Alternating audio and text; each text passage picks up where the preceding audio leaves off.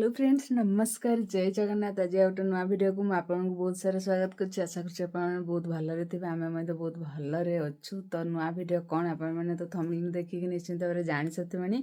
मुझे कौन भिडियो देवाई जाऊँगी तो चलतु आग को भिडियो कंटिन्यू करवा तागर जदि आपने मो चैनल नुआ अच्छा चैनल को जब एत पर्यटन सब्सक्राइब करना चैनल को सब्सक्राइब करदे आज भिडियो जब भल लगे निश्चित भाव में गोटे लाइक करने को भूलें आज हूँ माणबसा गुरुवार थर्ड पाड़ी तो आम मनकर बालेश्वर बारिपदा जो संक्रांति मानती थर्ड पाड़ी यहाँ चली तो आज पूर्णिमा आज मु माण बसौची गाँ को आसी तो चलतु जल्दी जल्दी एवं टाइम हूँ 5:20 गाधे रेडी हो खाली पूजा करार अच्छी तो देखंतु एबे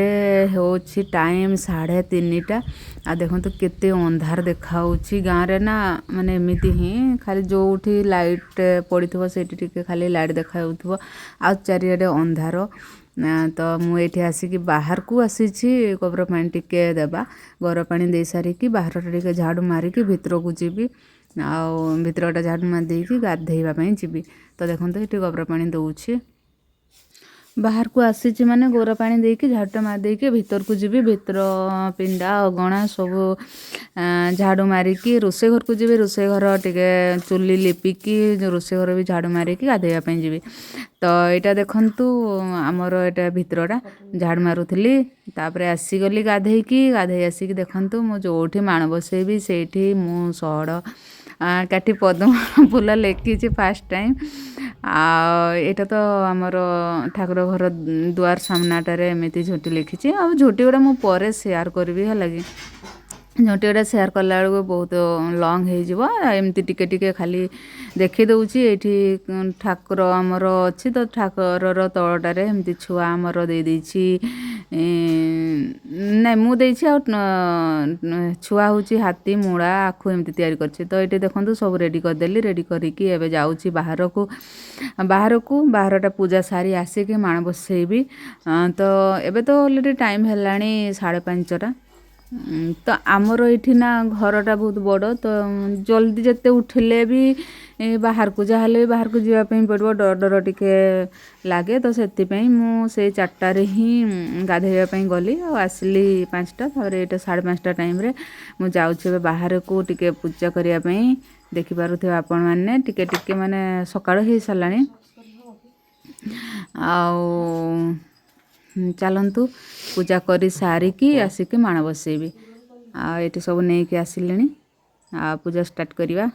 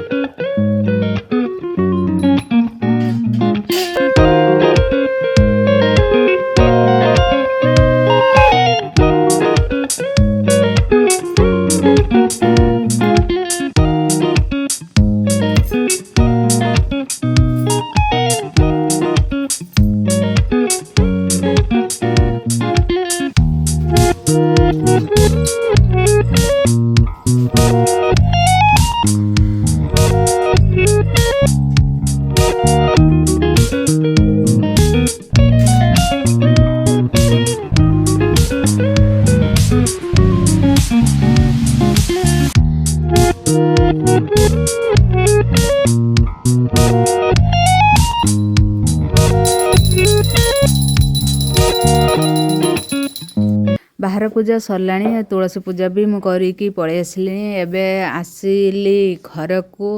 ଏବେ ମାଣ ବସେଇବି। ତ ଦେଖନ୍ତୁ ଖଟଲି ବସେଇ ସାରିଲିଣି। ଚାଲନ୍ତୁ ଏବେ ମାଣ ବସେଇବା, ପୂଜା କରିବା। ତ ଆପଣମାନେ ଭିଡ଼ିଓ କଣ୍ଟିନ୍ୟୁ କରନ୍ତୁ, ଲାଷ୍ଟ ପର୍ଯ୍ୟନ୍ତ ଦେଖନ୍ତୁ କେମିତି ମୁଁ ବସଉଛି।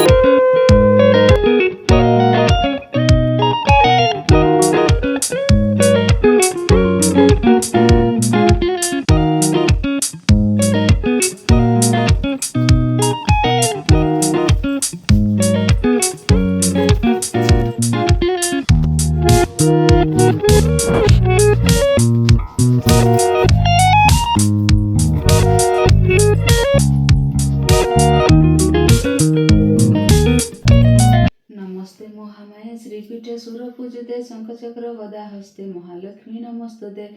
महापाप हरे देवी महालक्ष्मी नमस्तुते। पद्मासना स्थिते देवी परम ब्रह्म स्वरूपिणी मरमेणी जगन्माता महालक्ष्मी नमस्तुते।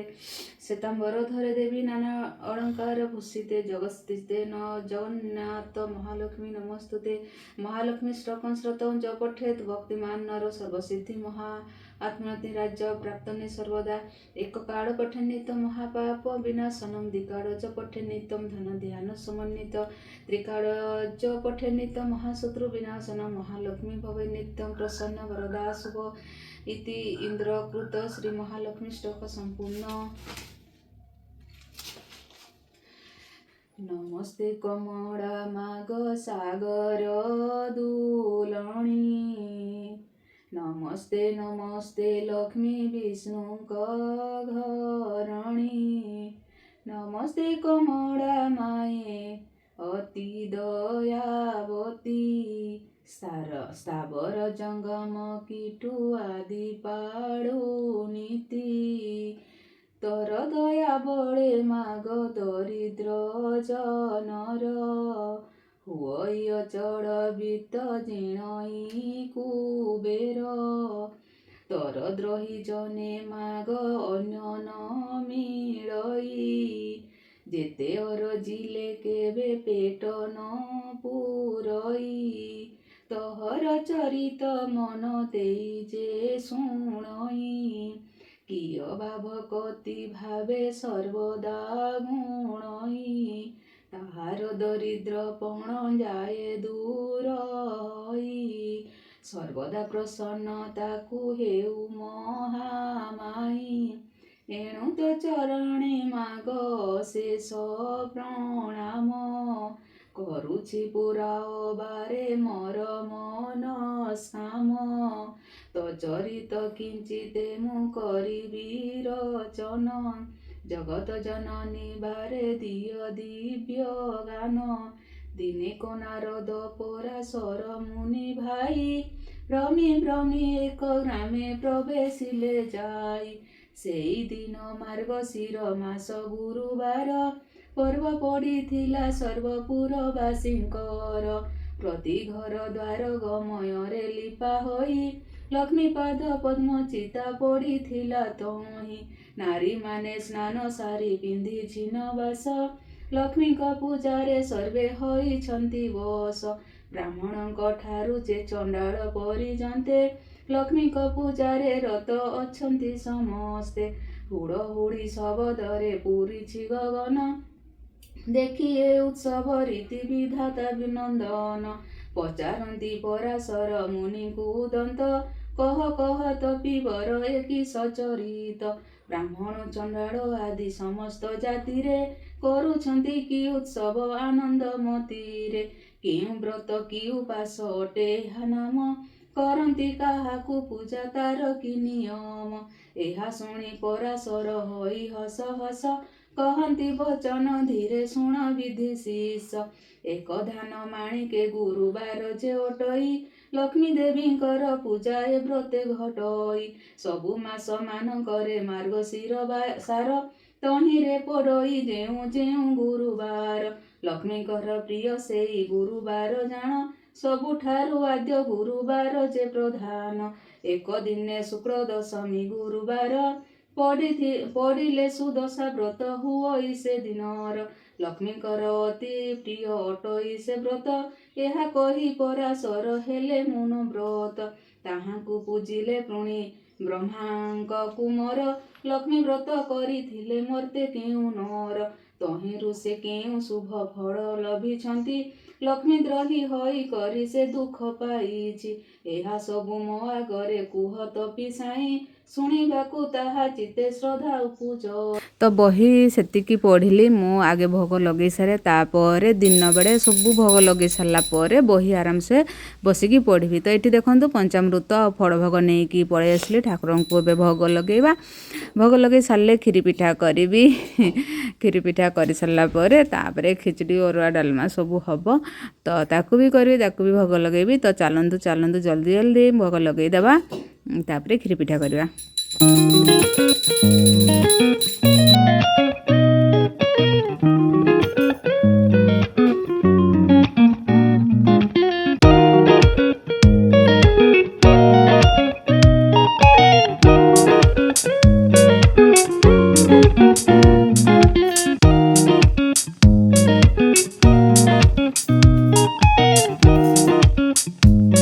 ଲଗେଇ ଗଲି ତାପରେ କ୍ଷୀରି ପିଠା ସବୁ କରିକି ନେଇକି ଆସିଲି ଦେଖନ୍ତୁ ଆଉ ସବୁ ରଖିଦେଲେଣି ଆଉ ଚାଲନ୍ତୁ ଏବେ କ୍ଷୀରି ପିଠାକୁ ବି ଏବେ ଭୋଗ ଲଗେଇବା